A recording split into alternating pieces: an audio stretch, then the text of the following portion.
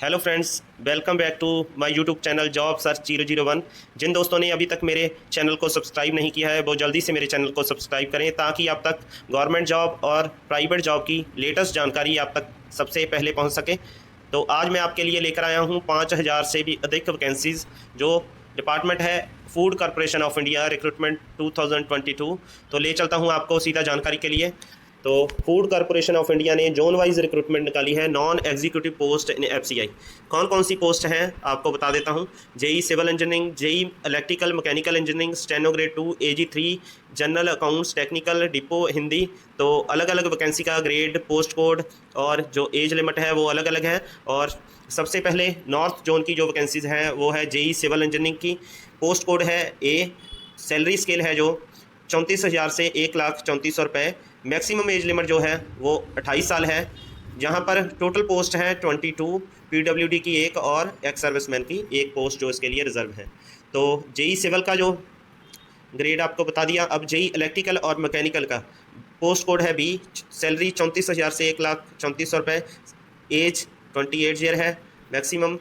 तो जो total vacancies है वो 8 है। स्टेनो ग्रेड 2 के लिए 30,500 से लेके 88,100 रुपये सैलरी। मैक्सिमम एज लिमिट 25 है। AG3 जनरल के लिए जो 28,200 और 79,200 रुपये तक स्केल है। और जो एज लिमिट है वो 27 है। तो AG टेक्निकल के लिए भी इसी तरह से 28,200 से लेके 79,200 रुपये सैलरी और 27 ईयर मैक्सिमम एज। ऐसे ही AG3 डिपो के लिए। AG3 हिंदी के लिए जो असिस्टेंट ग्रेड 3 हिंदी है उसकी 28,200 से 79,200 रुपये सैलरी और 28 ईयर जो एज है। तो कैटेगरी वाइज नॉर्थ जोन की ब्रेकअप आपके सामने है। टोटल 2388 पोस्ट हैं जिसमें अलग अलग कैटेगरी वाइज डिवाइड किया है। जैसे SC की 401, ST की 70, OBC 572, इकोनॉमिकली वीकर सेक्शन 197 और अनरिजर्व 1148 पोस्ट हैं। जिसमें PWD की भी 94 पोस्ट रिजर्व है और एक्स सर्विसमैन की भी 328। तो कैटेगरी वाइज ब्रेकअप आप ये देख सकते हैं। इसी तरह से साउथ जोन की जो पोस्ट हैं जेई सिविल की तो ग्रेड सेम ही है। कैटेगरी वाइज ब्रेकअप दिया हुआ है। टोटल नंबर ऑफ पोस्ट 989 है जिसमें 173 SC, ST के लिए 44, OBC के लिए 300, इकोनॉमिकली वीकर सेक्शन के लिए 109 और अनरिजर्व 363 है। और जो PWD की 37 और एक्स सर्विसमैन की 135 पोस्ट हैं। तो टोटल ईस्ट जोन की पोस्ट हैं वो 768 हैं। तो इसमें भी सेम ही ग्रेड सेम है, एज का भी सेम है। और लेकिन कैटेगरी वाइज ब्रेकअप SC के लिए 142, ST के लिए 72, OBC के लिए 157, इकोनॉमिकली वीकर सेक्शन के लिए 75 और अनरिजर्व 323 है। और PWD के लिए भी इसमें 32 पोस्ट और एक्स सर्विसमैन के लिए 160 पोस्ट रिजर्व है। कैटेगरी वाइज ब्रेकअप आप स्क्रीन पे देख सकते हैं। और इसी तरह से वेस्ट जोन की जो पोस्ट हैं उसमें भी एज और जो तनख्वाह स्केल है वो सेम है। और टोटल पोस्ट है 713 और जिसमें एक्स सर्विसमैन की 99 और PWD की 24 पोस्ट रिजर्व है। कैटेगरी वाइज ब्रेकअप आप देख सकते हैं। अलग अलग पोस्ट के लिए कैटेगरी वाइज ब्रेकअप दिया गया है। और नॉर्थ ईस्ट जोन के लिए भी टोटल नंबर ऑफ पोस्ट 185 है जिसमें PWD की 7 पोस्ट और एक्स सर्विसमैन की 25 पोस्ट रिजर्व है। तो इस तरह से कुल मिलाकर 5000 प्लस वैकेंसीज इस बार FCI ने निकाली हैं जिसके लिए आप आवेदन कर सकते हैं। तो यहाँ पे आपको बताता हूँ कि पोस्ट आइडेंटिफाइड जैसे उनका जो क्या क्या क्वालिफिकेशन चाहिए। जेई सिविल के लिए आपको डिग्री इन सिविल इंजीनियरिंग और diploma in civil engineering with 1 year experience required है क्वालिफिकेशन। और जेई इलेक्ट्रिकल मैकेनिकल के लिए डिग्री इन इलेक्ट्रिकल इंजीनियरिंग और डिग्री इन मैकेनिकल इंजीनियरिंग और diploma in electrical engineering with 1 year experience. Diploma के साथ 1 साल का एक्सपीरियंस चाहिए और डिग्री के साथ नहीं चाहिए। और diploma in mechanical engineering with 1 year experience. Steno grade 2 के लिए graduate degree with speed of 40 words पर मिनट एंड 80 वर्ड्स पर minute in English typing and short hand respectively. तो इसमें आपको स्पीड 40 वर्ड्स और 80 वर्ड्स की चाहिए इंग्लिश में, टाइपिंग की 40 वर्ड्स पर मिनट और शॉर्ट हैंड की 80 वर्ड्स पर मिनट। तो AG3 के लिए जो पोस्ट है जनरल की तो graduate degree in any discipline from recognised university with proficiency in use of computers. तो आपको कंप्यूटर की यहाँ पे एजुकेशन मस्ट है, आपको उसकी जानकारी होनी चाहिए और प्रोफिशिएंट होना चाहिए आपको ग्रेजुएशन के साथ। AG3 अकाउंट्स की bachelor of commerce from a recognised university with proficiency in use of computer. ऐसे ही AG3 technical BSc in agriculture from recognized university or BSc with any of the following subject from a recognized university. Botany है, zoology है, biotechnology, biochemistry, microbiology, food science और BE in food science and technology, agriculture engineering, biotechnology from a recognized university and institution approved by AICTE और proficiency in use of computer. AG 3 depot की post है graduate degree in any discipline from a recognised university with proficiency in use of computer. AG 3 Hindi की post है degree of a recognised university with Hindi as a main subject, proficiency in English specially for the purpose of English to Hindi and vice versa. जो translation होती है उसके लिए आपको certificate और diploma चाहिए, at least 1 year duration from a recognised university और institution approved by government. तो आपके लिए क्वालिफिकेशन थी ये, a candidate can apply in any zone only, either north zone or south zone or east zone or west zone or north east zone. तो a candidate can apply only for any one of the post ABCDEFGH within the zone. तो कोई भी candidate है वो किसी भी zone के लिए अप्लाई कर सकता है, किसी एक जोन के लिए जिसमें वो किसी भी कैटेगरी ऑफ पोस्ट ABCDEFG इसके लिए उसकी क्वालिफिकेशन बनती है उसके लिए अप्लाई कर सकता है। जो मोड ऑफ एप्लीकेशन है वो ऑनलाइन रहेगा। The printed hard copies of the application form will not be entertain. तो आपको सिर्फ ऑनलाइन अप्लाई करना है, इसके लिए क्वालिफिकेशन देख लेनी है आपको, क्या आप उसके लिए एलिजिबल है। Relevant experience when ever required should be after acquiring minimum required qualification. तो जो एक्सपीरियंस है वो जैसे डिप्लोमा सिविल का मांगा है, तो आपने जब अपनी क्वालिफिकेशन अटेन कर ली है उसके बाद ही आपका एक्सपीरियंस जो होगा वही काउंटेबल होगा। तो रिजर्वेशन एंड रिलैक्सेशन गवर्नमेंट जो नॉर्म्स होते हैं उनके हिसाब से ही है। तो मिनिमम एज जो एक्सपीरियंस एंड क्वालिफिकेशन है वो एज़ ऑन 1 अगस्त 2022 है। तो रिलैक्सेबल जो एज है वो SC के लिए 5 ईयर और OBC के लिए 3 ईयर, SC ST के लिए 5 ईयर और OBC के लिए 3 year. Upper age limit in departmental candidates FCI में जो है shall be 50 years. The upper age limit is relaxable to 10 year for PWD, 15 year for PWD candidate belonging to SC and 13 years for PWD candidate belonging to OBC category. तो ये अलग अलग category wise relaxation जो दी गई हैं आप इनको ध्यान से पढ़ सकते हैं। अब आते हैं सिलेक्शन प्रोसेस कैसे होगा। पैटर्न ऑनलाइन एग्जामिनेशन जो होगा तो उसके लिए आपको फ़ेज़ 1 एंड फ़ेज़ 2 एग्ज़ाम होंगे। फ़ेज़ 1 जो कॉमन एग्ज़ाम होगा irrespective of post. The structure क्या होगा इसका, इंग्लिश लैंग्वेज के 25 क्वेश्चन हो गए, मैक्सिमम मार्क्स 25 हो गए, ड्यूरेशन 15 मिनट्स होगी और इंग्लिश में ही ये एक लैंग्वेज में ही आएगा आपको। रीजनिंग एबिलिटी है उसमें भी 25 क्वेश्चन 25 मार्क्स 15 मिनट्स और 2 भाषाओं में इसका जो अनुवाद होगा। न्यूमेरिकल एप्टीट्यूड में भी 25 मार्क्स और 25 ही क्वेश्चन होंगे, 15 मिनट्स आपको दिए जाएंगे, 2 भाषाओं में आएगा इसका भी। तो जनरल स्टडी जिसमें history, geography, economy and general science up to 8th level 20 question और करंट अफेयर्स के 5 क्वेश्चन, टोटल क्वेश्चन 25 होंगे और 25 मार्क्स इसके होंगे और 15 मिनट्स आपको दिए जाएंगे। टोटल 100 क्वेश्चन 100 मार्क्स और 60 मिनट्स 1 आवर का होगा। The nature of question will be such that they do not require specialise study of any discipline. तो जो नेचर ऑफ क्वेश्चन होंगे वो स्पेशलाइज्ड, आपको कोई भी रिक्वायर्ड नहीं है कि आपको स्पेशलाइज स्टडी करनी हो, तो ये कॉमन होगा सबके लिए। फ़ेज़ 1 जो होगा ऑनलाइन टेस्ट होगा। Test will be objective type test, each question will carry 1 mark and for every wrong answer there will be a negative marking of 1/4.25 की नेगेटिव मार्किंग यहाँ पे दी गई है। तो ध्यान रखना आपको इस हिसाब से तैयारी करनी है कि आपके क्वेश्चन जो ज़्यादा से ज़्यादा सही हो, आप रॉन्ग क्वेश्चन को अटैम्प्ट ना ही करें तो अच्छा है। तो no answer is mark by the candidate there will be no negative marking. तो आपने जो क्वेश्चन छोड़ दिया उसके लिए आपका कोई मार्क्स कट नहीं होगा। तो marks obtained in phase 1 will not be recognised in the final merit time. तो जो फ़ेज़ 1 का एग्ज़ाम है वो सिर्फ आपको शॉर्ट लिस्ट मतलब फाइनल मेरिट के लिए वैल्यूबल नहीं है, आपको सिर्फ वो क्लियर करना है नेक्स्ट फ़ेज़ 2 एग्ज़ाम के लिए।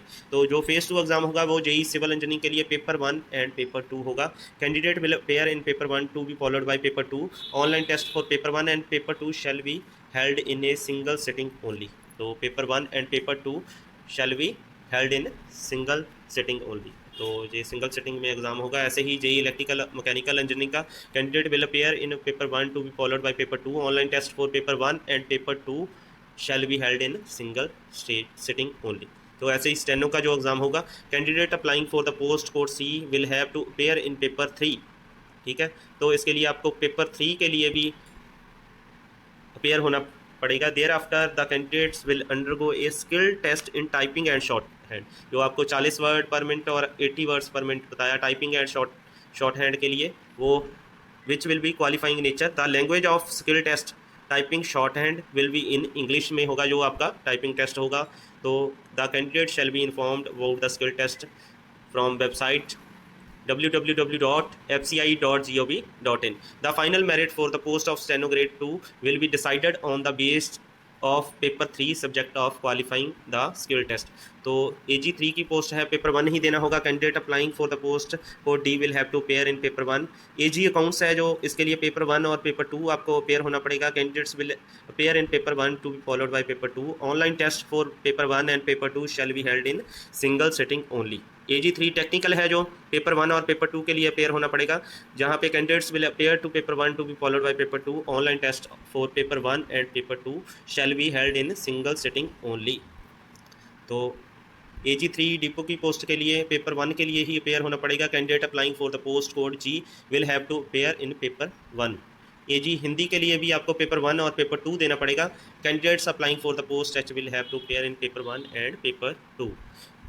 तो यहाँ पे पेपर 1 में 120 MCQ question each carrying 1 marks, maximum marks 120, duration 90 minutes. तो post specific paper 2 60 question MCQ each carrying 2 marks, maximum 120 marks, minutes जो आपको मिलेंगे 60। पेपर 3 के लिए 120 मल्टीपल चॉइस क्वेश्चन होंगे each carrying 1 marks, maximum marks 120 होंगे, तो इसके भी 90 मिनट्स होंगे। Candidate should note that there will be negative marking of 1/4.25 of mark assign to question in phase 2। If a question is left blank no answer is mark by candidate there will be no negative marking. तो आपको negative marking है, लेकिन जो आपने question छोड़ दिया उसके लिए कोई नेगेटिव मार्किंग नहीं है। तो पेपर 1 में जो MCQ क्वेश्चन होंगे 90 मिनट्स के होंगे, तो उसमें इंग्लिश लैंग्वेज के 25 क्वेश्चन, मैक्सिमम मार्क्स 25 और मिनट्स आपको 20 मिलेंगे। तो रीजनिंग एबिलिटी के लिए भी सेम ही है, 25 मार्क्स और 25 क्वेश्चन और ड्यूरेशन 20 मिनट्स मिलेंगे। न्यूमेरिकल एप्टीट्यूड के लिए 25 क्वेश्चन होंगे, मैक्सिमम मार्क्स 25 और 20 मिनट्स मिलेंगे। ऐसे ही जीके जनरल स्टडी जिसमें हिस्ट्री, ज्योग्राफी, इकोनॉमी 25 क्वेश्चन होंगे, general science up to class 10th level 10 question होंगे, करंट अफेयर्स के 5 क्वेश्चन होंगे और कंप्यूटर अवेयरनेस के 5 क्वेश्चन होंगे। इसके 45 क्वेश्चन होंगे और 45 ही मार्क्स होंगे।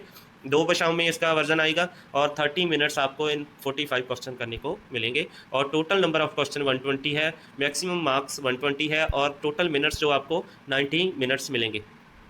The nature of question will be such that they do not required specialise study of any discipline. तो इसमें भी सेम ही दिया है। पेपर 2 जो होगा वो 60 MCQ क्वेश्चन होगा। जैसे सिविल के क्वेश्चन आएंगे, सिविल इंजीनियरिंग की पोस्ट के लिए जिन्होंने अप्लाई किया है जेई के लिए, इलेक्ट्रिकल इंजीनियरिंग एंड मैकेनिकल जिन्होंने इलेक्ट्रिकल और मैकेनिकल की पोस्ट के लिए अप्लाई किया है, जो पोस्ट कोड A है जूनियर इंजीनियर।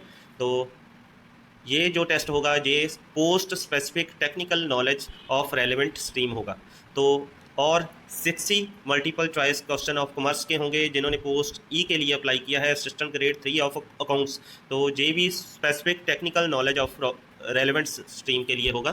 तो आगे है 60 multiple choice question on agriculture, botany and zoology group A और agriculture, chemistry and physics group B for candidates applying for the post of F assistant grade 3 technical to assess the post specific technical knowledge। तो ऐसे ही 60 multiple choice question general knowledge related to Hindi literature होंगे जिन्होंने AG 3 Hindi के लिए apply किया है। तो आगे अब हम चलते हैं पेपर 3 का क्या प्रोसेस होगा। उसमें भी जनरल इंग्लिश के 30 नंबर ऑफ क्वेश्चन होंगे, 30 ही मार्क्स होंगे, 25 मिनट ड्यूरेशन होगा। और जनरल अवेयरनेस के भी 30 क्वेश्चन 30 मार्क्स और 20 मिनट्स मिलेंगे। जनरल इंटेलिजेंस के लिए आपको 30 क्वेश्चन 30 मार्क्स और 25 मिनट्स मिलेंगे।